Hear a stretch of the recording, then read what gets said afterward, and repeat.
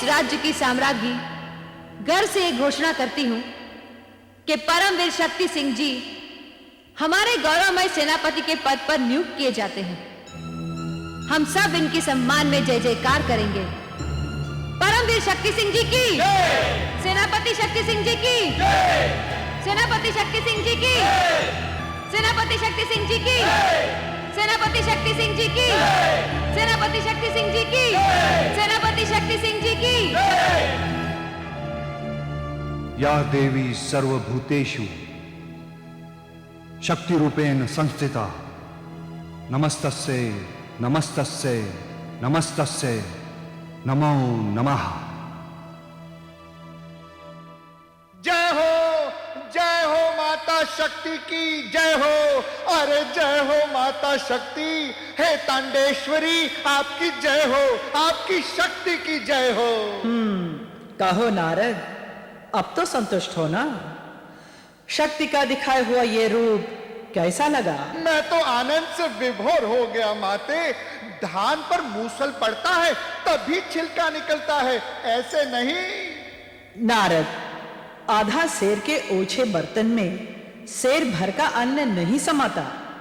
बड़ी नदियों में शीघ्र बाढ़ नहीं आती, परंतु छोटी नालियां तो थोड़े ही पानी में बौराने लगती है। यही दशा है ज्ञान और लक्ष्मी की। कवि लोग अपने ज्ञान का डिंडोरा इधर उधर पीटते रहते हैं और लक्ष्मीवान लक्ष्मी के प्रदर्शन को ही बड़प्पन समझते हैं। तभी शक्ति को कभी शूरसेन का डाकू रूप तो कभी शक्ति सिंह का दमन रूप धारण करना पड़ता है। सच कहा माता आपने, मार के आगे ही भूत भागते हैं। परंतु फिर भी आपने न जाने क्यों विद्यासागर और राजलक्ष्मी को जैसा दंड देना चाहिए था वैसा दंड नहीं दिया। अहंकार के नाक का फन माता पूरी तरह कुचल देना चाहिए। नारद, जब रोग हल्का हो तो वैद्य सन्निपात की औषधि नहीं देता। जब छोटे बाण से काम चल रहा है तो ब्रह्मास्त्र क्यों चलाया जाए? धन्य हो माता, धन्य हो। शक्ति की महिमा इसीलिए महान है।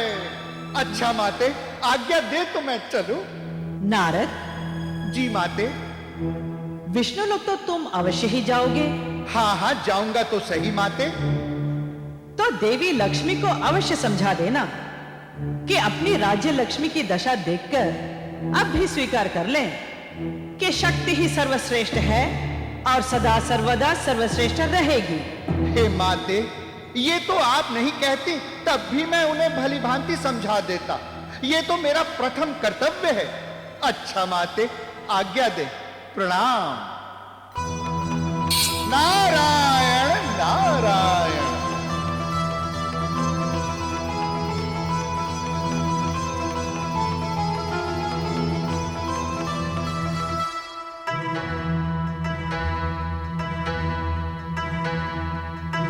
नारायण नारायण। माते प्रणाम, माते प्रणाम। कहो नारद, बड़े प्रसन्न दृष्टिगोचर हो रहे हो। सचमुच माते, मेरी प्रसन्नता का पारावार नहीं। माता शक्ति की कृपा से एक अति भीरू भी परम बली मारुत सुत हनुमान की भांति सहसा बलवान बन गया और उसने आपकी निर्बला असहाय आंसू बहाती राजलक्ष्मी को राजपद पर पुनः आसीन कराकर उसे अपना चिर ऋणी बना लिया। क्या आपने देखा नहीं? हाँ देखा। तो क्या माते, इससे निर्विवाद सिद्ध नहीं हो गया कि शक्ति ही सर्वश्रेष्ठ है, ना विद्या ना लक्ष्मी। विद्या की बात छोड़ो नारद, वो तो पुजारी के पुत्र विद्यासागर के रूप में बस कल्पना के सागर में गोते लगाती है। रहा प्रश्न तुम्हारे शक्ति का, तो उन्हें राज्यलक्ष्मी को उसकी प्रतिष्ठा के अनुसार ऊंचा आसन देना ही पड़ा और शक्ति सिंह को सेनापति बनकर राज्यलक्ष्मी की दास्ता स्वीकार करनी पड़ी। माता, इस घटना को आप इस प्रकार क्यों नहीं देखती कि शक्ति ने अहंकार रूपी शूरसेन का दमन कर प्रजा को सुरक्षित बनाया है? नारद, भूलो मत, लक्ष्मी तो सदा से अपने उपभोग विलास और रक्षा के साधनों को मुंह मांगा धन देकर त्रय करती रहती है। शक्ति सिंह सेनापति पद के लोभ में राजलक्ष्मी का दास बन चुका है। कुछ भी कहो माता, राजलक्ष्मी को शक्ति सिंह के बल के सामने जीवन भर अपनी पलकें झुकाकर रखनी होंगी, अन्यथा उसका राजवैभव टिक नहीं पाएगा। नारद, तुम देवी शक्ति के रौद्र रूप के भ्रम में आकर लक्ष्मी के महत्व को कम मत आंको। वो शक्तिमान उस राजलक्ष्मी के चरणों में सदैव लौटता रहेगा। तुम चिंता जाकर अपनी माता सरस्वती की करो।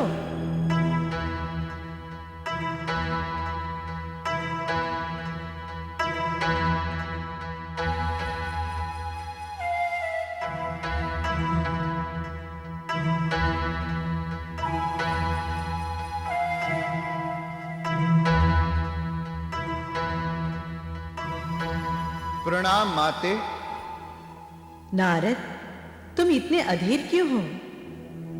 सब कुशल तो है ना? माते, शुभ अशुभ तो भविष्य के गर्भ में है।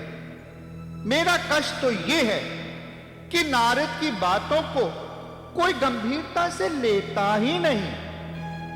तो क्या तुम्हारा संकेत लक्ष्मी जी और महाकाली की ओर है?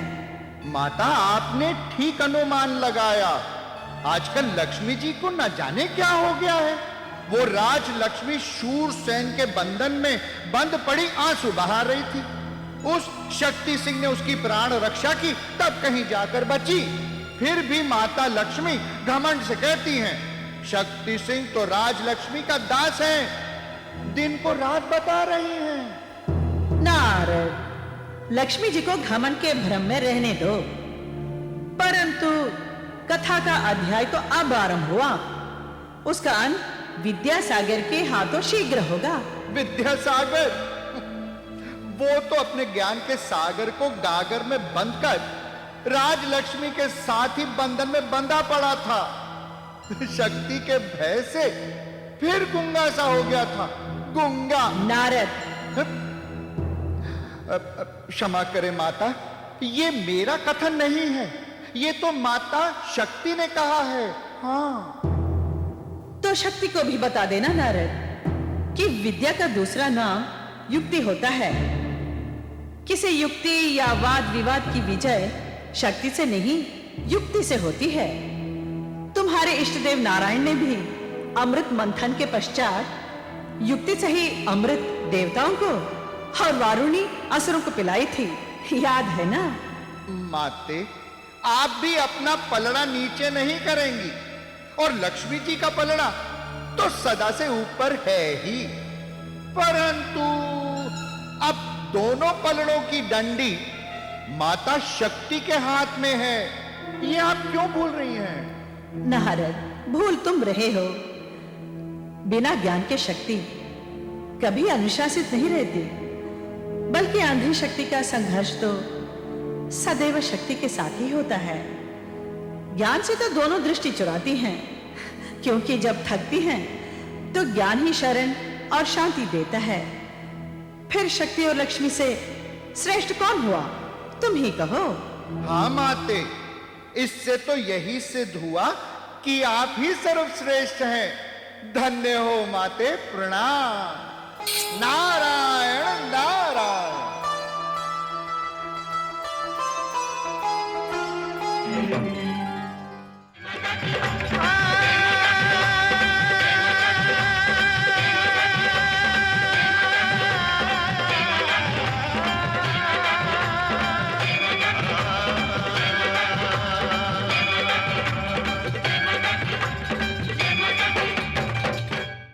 Cinevista is now on YouTube. Like, share and subscribe for more.